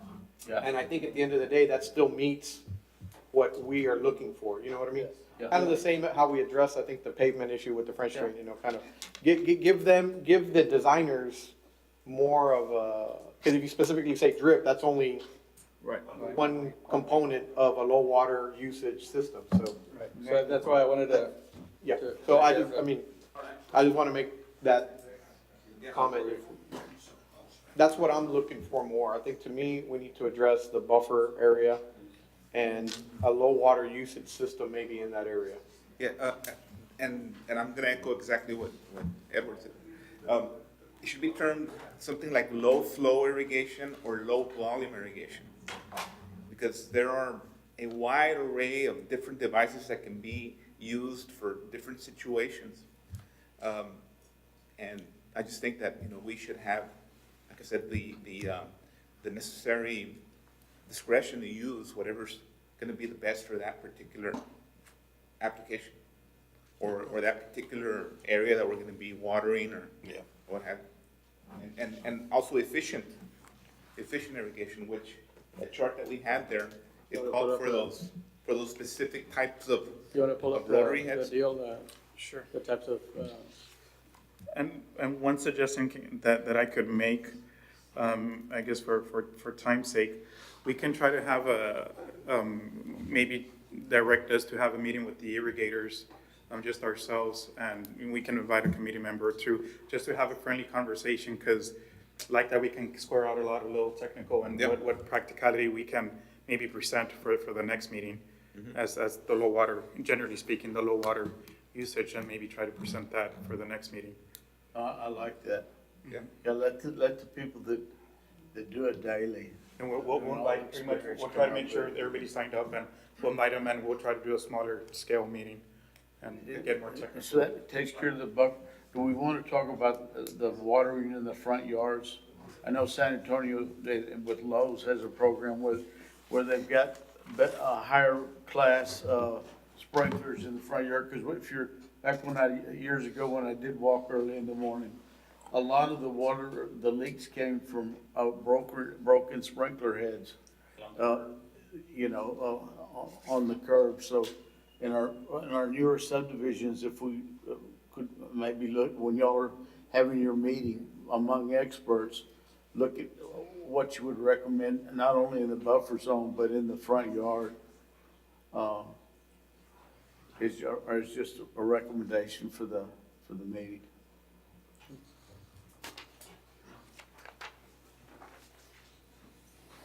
well, I think it's any yard that, it could be a backyard also, if it's a double frontage, yard. Any yard that has, you know, that's in direct contact with a paved section. So double frontage lots, would require the high efficiency, emitters and/or the Yeah, and you combine those spray nozzles with the proper spray heads, some of those have check valves and all that for low spots. So when the system is down, it turns off that zone, you won't have no leakage towards the streets or all that. So we can recommend that too, Mr. Martin. Right. There's several things we can use too. Okay, when the meeting happens, there's some items, as far as the inspection is concerned, and it calls for, basically 2 inspections, well, I guess 3, right? There's the backflow prevention, and then there's a pre-backfill inspection, and, I don't think the pre-backfill inspection is being done at all, right?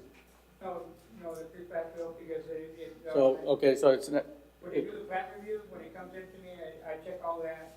So they're testifying that they're testifying that they already, put their hydraulics according to the way it's supposed to be. So what I go do and check is the valve installation, make sure that they have waterproof nuts and they, have the backflow installed appropriately. oh, basically, they're certifying to you that they've done this test, the pre-backfill test. That is correct, they're already certifying that they're gonna do that, and so I go out and check and make sure that they did it the right way. Okay. So it's just maybe just monitoring the language on that, on that one particular item.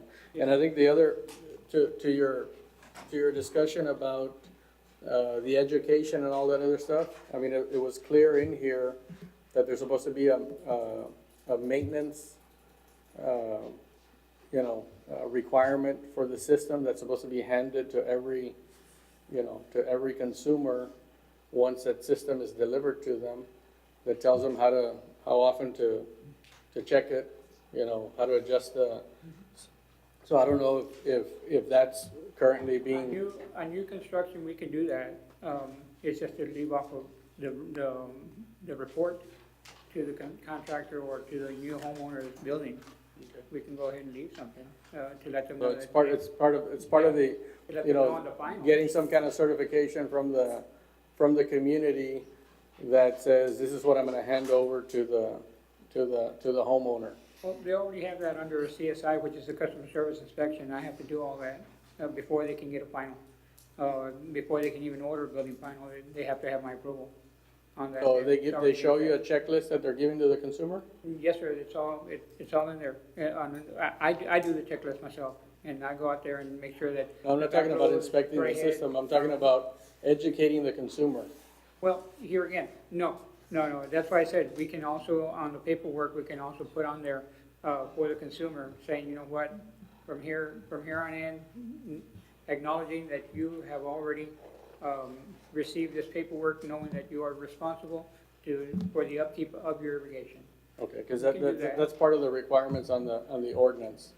So in other words, but passing that responsibility to the irrigators that they're. It's like the contract, I'm pretty sure you know that when you go and get a permit, it requires you to make sure that you have containership for your trash, and make sure you maintain it, all trash, in your area. And it's already written on your contract, with your permit, Right. right? So something like that? Yeah, what I'm saying is that we do it, it's in the ordinance. Mm-hmm. It's That's already, okay, it's in the already, ordinance, but something like that we can go ahead. yeah, it's a certification, so in other words, make sure that gets discussed at that meeting. Is there any other comments on this?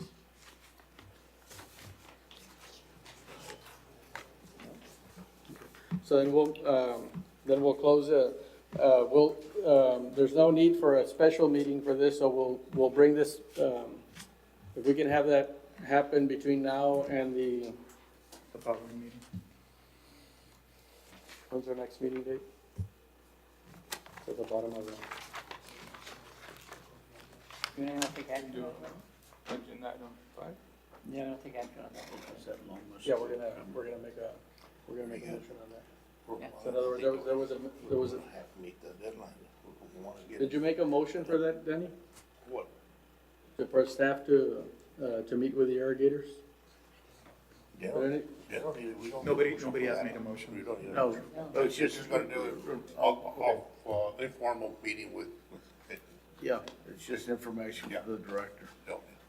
Okay, and can we have that happen before our next meeting? August 1st, It's August 1st? I didn't have it's it noted on here.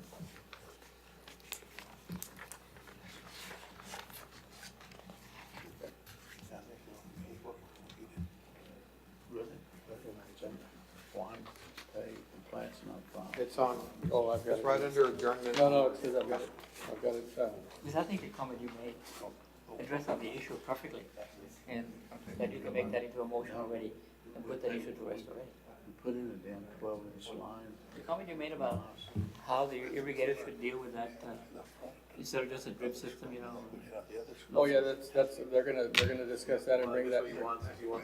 I do want to recommend if we can push on the next item, because we do have some, Yeah, that's why I wanted Yeah. to, that's why I wanted to wrap this thing. sorry. for being Wrap pushed. this thing up. Okay, so we'll close item number 5, and we'll open up item number 6. Okay. Which is discussion with possible action regarding the City of Laredo Development Code, Chapter 24, Article 4, and Article 5, for the purpose of revising the dimensional standards, setback requirements, and any other matters incident thereto.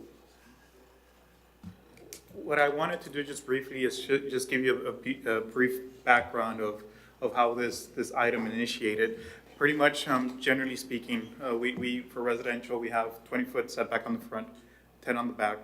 And pretty much, they're looking into having more flexibility where the owner is able to pretty much construct more within their limits of their property.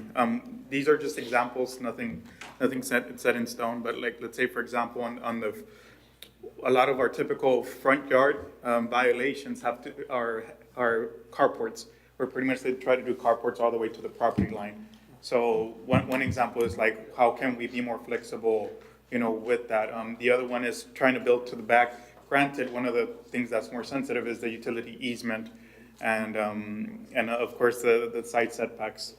And so they're just looking for if there's a way for the ordinance to be a bit more flexible and trying to allow more construction for the homeowner, either for extending their property or the front.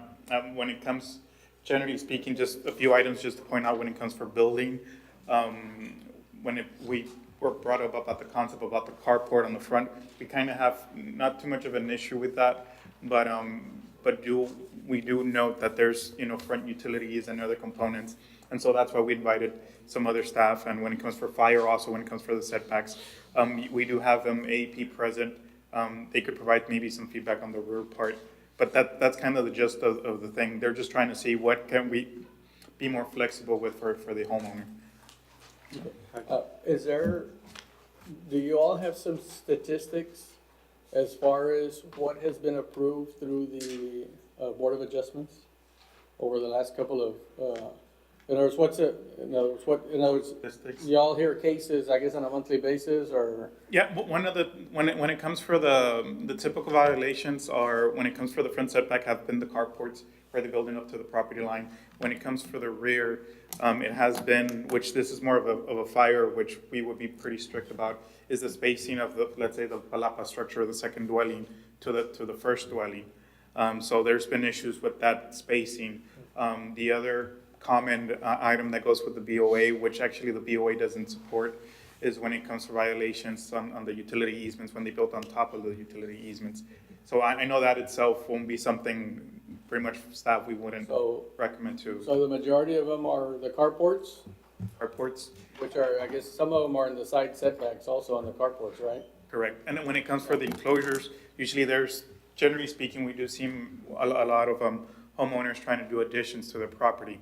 And so when they're trying to add that extra bedroom or room to their house, we do have that 10-foot setback. And so that kind of restricts them from really doing that. So we've gotten just general comments. I couldn't provide you a stat because it's really more of an inquiry that comes, that we see a lot from our department. We actually have the 20-foot setback in the rear currently. I'm doing a subdivision in Edinburgh and one in McAllen, and they both have 10-foot setbacks in the back. 20-foot And they have rear, I mean, most of us, or a lot of folks are putting the utilities in the front now as far as the AEP. And they can, But that's even with they one in can the do back. it also 10 feet in the rear, if memory serves If me it's right. open, At it's the open. plating stage, when they're doing the plating, and they set up this, you need 20 feet in the front and 10 in the rear. Yeah, That is our correct. problem is in the old, this comes from Vidal Rodriguez in his area. And a lot of these people, the inspectors start going out and looking for certain things. And a lot of them have invested, in it. On the standard setback requirement, on the new ones, I agree that we got, there's some other dimensional standards on some other zoning that Johnny and I think should be discussed and made in the next meeting. But yeah, let those people, they paid hard-earned money for the deal, as long as they're not building over the utility easement or they're not too close to a neighbor's property, I would be all for. Yeah. On the front, on carports, I had no problem because when I was with the city, a lot of people came across and they wanted to build a carport also to the front of the property line. And all the houses in that block already had carports, Yeah. so it wasn't, but just a carport, if you move the house closer, what happens, people start parking in the street. Correct, yeah. And that impedes the flow of firefighting equipment in there. We have a subdivision here in town, which I won't mention, but they can't even get the garbage trucks in there to collect the trash, because the streets are too narrow. Yeah. And everybody's parking out in the streets. I'm glad Benny brought that up. The one thing we also try and An be old sensitive subdivision? when it comes for Old the front subdivision setback or is the just 20 on foot. Front of you. And use it, Mine? I've seen that. I've seen that also.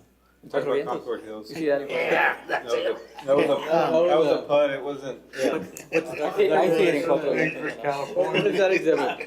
What the thought here Everybody has is, bicycles is and not trees. necessarily have, remove the 20-foot setback, but Correct, to yeah. allow the carport to go all the way to the Yeah. property line.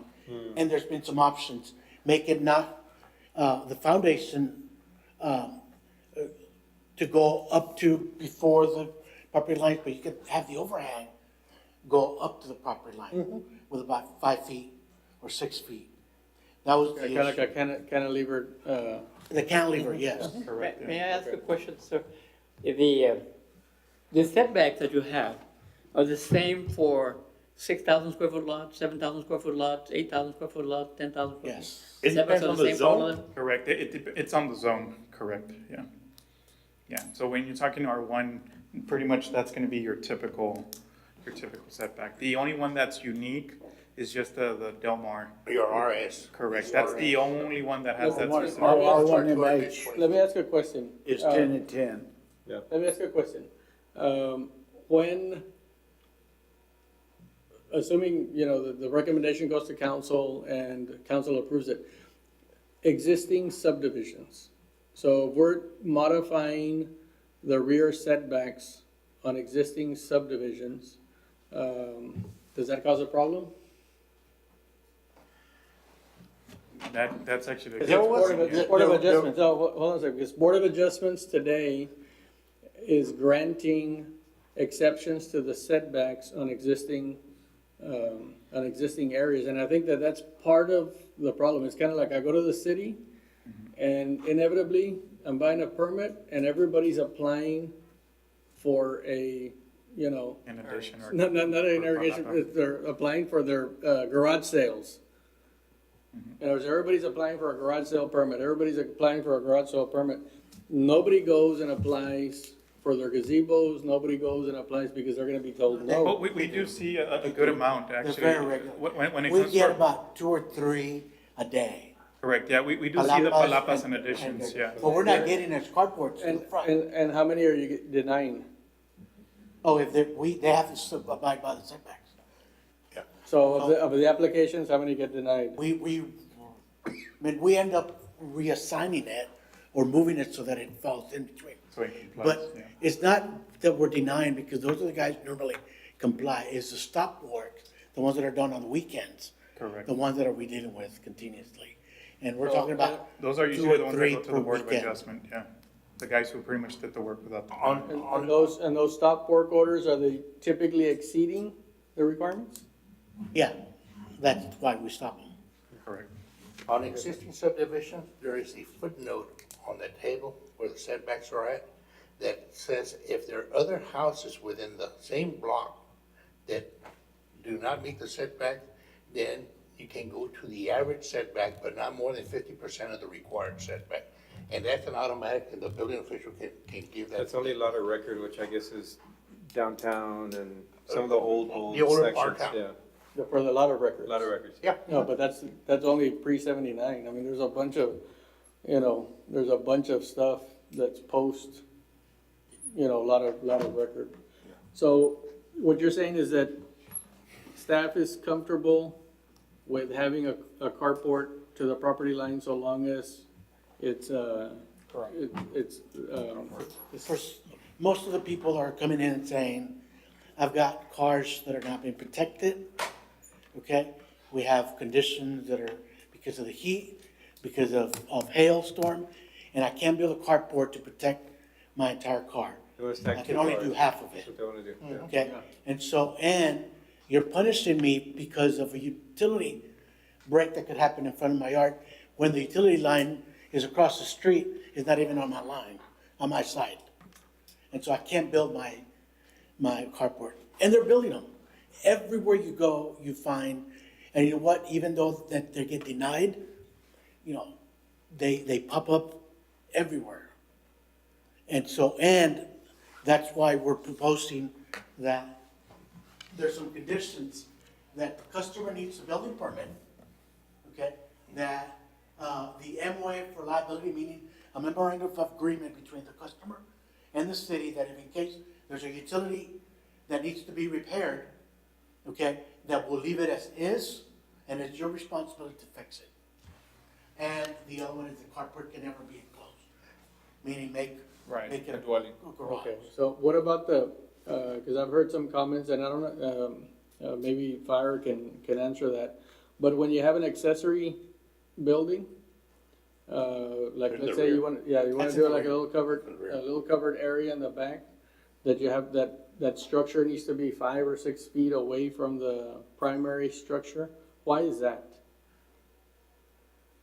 I think it was environment. It has to, Our I influence. think it has to do with the fire jumping from one to the other. Yes. If the buildings are too close. There's gotta it be, has to there's fire. gotta be a fire protection wall. No, but it's within the same, I guess I'm asking a question in other words, because if you're trying to do a gazebo in the back, You have to be 10 feet away from, because that's a building is it code 10 feet or requirement. 5 feet? I heard 5, and then I No, heard 6. No, it's spacing. Fine. 10. 5 feet, right? Well, 5 then feet. it's got And changed. there's sites, yeah, Is it but- from but- the wall or from the overhang of the roof? On the overhead. wall, From the wall. yeah, See, they told me it was from the overhang. yeah, no, it's Yeah, on the wall. you're right, it's 10, but it's If I was overhand, enforcing being the overhang, 5. Now, But why is that a fire, Jerry, why is that a fire problem? Right. Because of the Part of the building overflow, code. overdraft. What's It's that? part of the building code, that's the way it's written. If you have a fire It's in in one, the it'll 1 to jump 4? Don't jump from one building to another. Correct. Yeah, And Is it we've a- seen it. That's It just why- happened Yeah. about a month ago. It's in the 1 to 4? In other words, is that in the, it's on the building code. It's the same logic, Spacing. it's the same Same, logic. same building, two My buildings on the understanding- same lot. Yeah, it's the same logic why it's built My in with the plan. understanding is the yeah. same logic as the 5-foot setbacks on the side. You got That's 5 right. and 5, and there's 10 between the two houses. Yes, But It's that why? same logic, it's a building. unless, unless, But why then did you say, okay, you can stay 5 feet away from the house, but you can only use half of the setback? Why half? Why not 3/4? You know? on the rear setback? Yeah.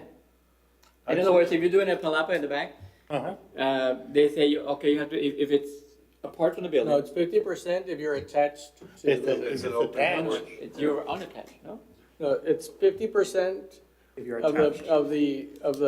the setback if you're attached, so long as it's open on 3 sides, or it's not higher than 3 feet. They've got a restriction in there for the height, so in case people want to sit there on the side. So the ordinance or the requirements are, if you're attached, then you can only go, if it's 20 feet, you can only go 10 feet. If you're detached, then you can go 50% you can get as close as 2.5 feet in the back. But since the utility easements are 6 feet, you have to separate, and in addition to that, then you have to be separated 5 feet from the primary use. And you can't dump water on your neighbor. But I think that the fire code is pretty specific as to 2 separate buildings, what you need to do to, well, you can put it probably right next to it, but you gotta build a firewall. You have to put a gotta- firewall. Yeah, just like if you But it's did. part of the same, that's why I'm confused. In other words, Anytime there's 2 Is there a structures thing- next to each other. Define the word structure. Is it, I know the structure is the carport, but is it more defined somewhere where it's a dwelling structure Or or they're is talking it? about this is the. Any the structure. palapas. Any structure. In the back, yeah. They're not talking about the carport, they're talking about the palapas. Accessory building is a structure. Correct. The only, I have a question for Jerry. On the sample you showed right now, on the carport, Yes. aren't your utilities between the property line and the curve line not on private property? Correct. no, So you could actually build all the way up to the property line and not build on top of your utilities? That's correct. Yeah, one other thing, But the thing is that as a utility repair, they're gonna go in and, be wide enough, at least 6 feet to allow, excavation. Well, it depends on the subdivision. Some subdivisions have 15 feet set, between the property line and the curb, others have 9 feet, so it's. Correct, and just in case this is a concept, and this is something also that, let's say, for instance, I know Ria just stepped out, but like Ria for utilities, you know, like, hey, does this concept affect you? Is there a concern? Like, and so this is kind of an initial talk. It's not too much set in stone, but it's an initial concept because we do want utilities. We're pending planning also, because when it comes to the question, when it comes for the current or the future setbacks. And so we do need planning. We did invite prior also, if there's anything specific. What we were related to that. proposing Yeah. is, can we allow to look into it, to propose different ideas, bring in the different departments? Correct, Okay, yeah. So that way we could get a directive from here, because otherwise we couldn't propose that. You know, Well, I have a question. On the, right now, we have a 20-foot building setback across the board in all the yards. I didn't realize that there was I've never seen it on the land development code that you can go, 5 feet or 10 feet away from the back. I think everything that I've seen is that if it's a livable space, you can't get any closer than 20 feet. You can stagger them and just, you have to offset them with other ones in R1. Yeah, no, but then you That's have to add only the space to the exception. front. Yeah. But you have to- Right now, because I think everybody needs to leave there. Terry's just asking, and Victor just asking, that we give the direction for them to come up with the solution. Yeah, but I want to ask the question for when you guys are discussing this issue, is why can't we use 10 feet of the backyard for primary use? In other words, what's the problem? We got a 20-foot backyard. because a vehicle wouldn't fit. No, I'm talking about adding to the backyard. You're just saying to make the rear setback Make the 10 rear feet setback instead 10 of feet. 20. 10 feet. Right, in other words, what's the problem? In other words, I'd like a consideration to be able to utilize more of the, more of the land. Give the people an opportunity to be in more control of the property that they invested in.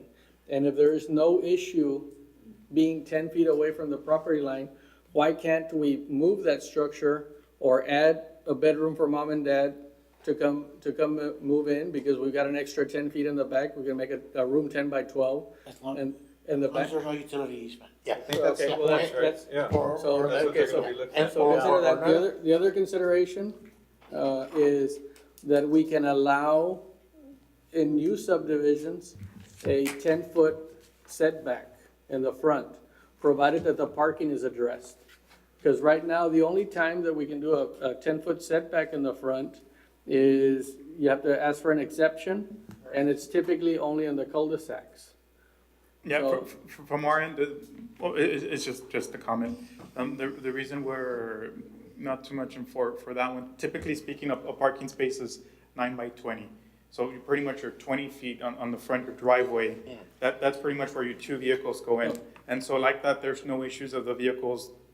No, you Going still have to maintain if you have a garage, the But garage. that's the thing, What I'm saying that's the is, issue, yeah. yeah, People don't use so it long for as you're parking, yeah. addressing the parking, in other words, if you have a garage, you have to put that structure, you have to allow for 20, you still need to have for your two cars and have the garage. But there's also that extra space in the front, so if we can put a little bedroom in the front of that yard, still allow for your Oh, two you're car. talking about the gap. Yeah, I'm talking about the gap, yeah. Well, just also along with what Mr. Chair was saying, We're talking what if about they like wanna this do part. the whole front as a Yeah. carport, is to see if you can allow for that as well? Talking about this section. Cause I've seen them all over the Yeah, place, where they have the carport. just like all when in you, front when of you the do a house. corner, when you do a corner, when you do a corner and you're entering entering from the side, Okay, you have to, I like, 'cause- I know one comment when it comes for that, just in case, is really the visibility. When it comes for the person, because when we're it comes for we're the 10 front feet away. setback, yeah, when it comes even for the front setback, pretty much even the fencing also, we don't allow it that high for the purpose of if a person's backing up, they are not able to see the child or the car coming over. Yeah. And so that's kind of the in deal. other words, in other words, what I'm suggesting that you guys consider is bringing the front setback to 10, so long as you're providing for your two cars and your two-car garage if it has. Yeah, he gets it. He's just saying that little piece here that's Right. in the thing obstructs the view when you're backing out, By the time you But clear we're that doing 10-foot. But we're doing carport, right now, Yeah. they're proposing to put the carport all the way to the, And we do it on mobile homes, because Ten An open. Yeah, It's 10 feet No, I right agree now. with you. we do it I on think mobile that's- homes, it works perfect on single wides, because what we do is we'll do, what do you call, it's not a tandem, Yeah. parking lot, but our mobile homes we set up to the front. Manufactured homes. Manufactured homes, yeah. They'll always be mobile. They were trained to put in mobile homes, now they're manufactured homes. no, that's what I'm suggesting is 10 and 10 for living areas. Provided that if you're utilizing a 10-foot setback in the front, you still have to meet the parking requirements, just like you have to meet when you're doing a 2-car garage, that you have to meet that, you still have to have 2 cars parked outside, even though you have your 2-car garage. So what I'm suggesting for consideration is a 10-foot, and then take into consideration anything for the existing subdivisions, is there any requirements for, if you have overhead power? I In can other see words, that for a certain limit of, like a 6,000 square foot lot, or, smaller than 10,000, that would benefit. But something, that's larger than that, I don't think we need. What, Oh, what, those But I big mean, lots- yeah, we'll be willing to typically those big visit lots- and look at all the options. Yeah, let's just look at it. Yeah. What Councilman Vidal was talking about is these people, it is their land, they worked hard and they want to utilize everything. So if we are going to restrict it, we better have a damn good reason. Yeah, and the other Let me component tell is the you why I planning. also bring that up. Mande. Because if you're adding to the back of the property, it's a lot more expensive than if you're adding to the front of the property. So if somebody wants to add a little 10 by 10 room in the front, it makes it easier, so long as you still have the 10-foot setbacks. The other reason for the 10-foot setbacks in the back is right now, we have greater parking requirements for those apartments.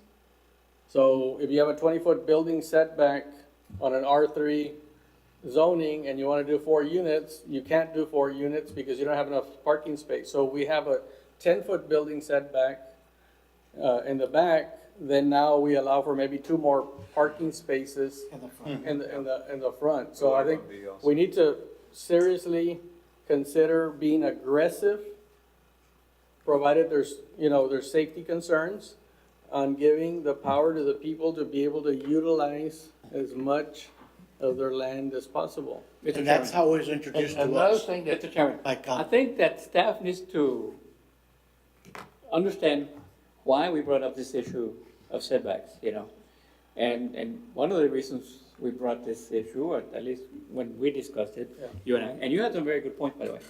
The fact that land is getting to be so expensive, and we're limiting our taxpayers for what they can do in their property, we need to allow them to do even more. And what's happening right now that you mentioned was that people are doing additions to their property without permits.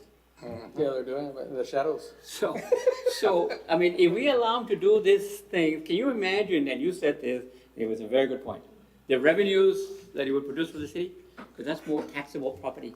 that was one of my conditions, that make sure, now that they can build, they're gonna come forward and get the permits. If not, we're gonna They'll do be it very without- enforce it. Yeah. And so that's what we want. Come, get your permit, and we'll allow you to build it. Come get your permit so that we can another raise the thing revenue on and the get thing- more staff. on the 10-foot setback, there's a lot of young couples who buy a house and the family grows. So they want to add a bedroom and let them add the bedroom to the rear and have a 10-foot setback. So you were saying mom and pop, but I was thinking about a younger generation Mother-in-law. or mother-in-law.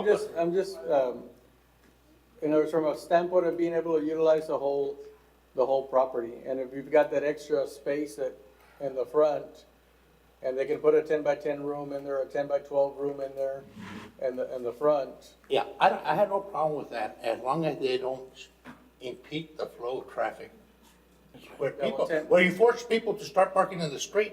No, they've Then got you have to, problems. they've got to meet the parking requirements. I'm not suggesting that they don't meet the parking requirements. The parking requirements are met. Yeah, and And just there- in and case, The other component also that I do want to, just in case, so we don't, we want to invite also planning, just in case there's a comprehensive plan. There's other components that's not, we're focusing right now on the building code, and which I think we're getting along the same page, but there's also the planning concept, and we really need that component kind of addressed, because that's the one that's going to be a bit more sensitive. Yes. And so, Because but there's anyway, also it was just a comment. That's The it. housing, the HOAs, they have their own Deed restrictions. conditions and Yeah. setbacks and stuff, Yeah. and so this would be, Yeah, there's the landscaping, for the trees, and so there's many various components that, we'll talk into it more. But at least I wanted to throw those little piquetitos, I guess you could say, and so we can kind of have a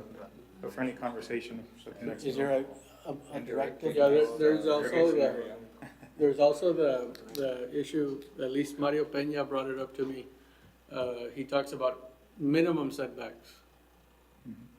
In other words, that there's a terminology out there that there's not maximum setbacks. In other words, that there's a terminology out there that you can't be further than, 10 feet. In other words, that there are some, there are some cities that are bringing in like a maximum setback, like your building structure cannot be less than 10 feet away because they're trying to get people to park in the back and that kind of stuff. That's California. Monday? That's California. Well, it's It's fine. Yeah.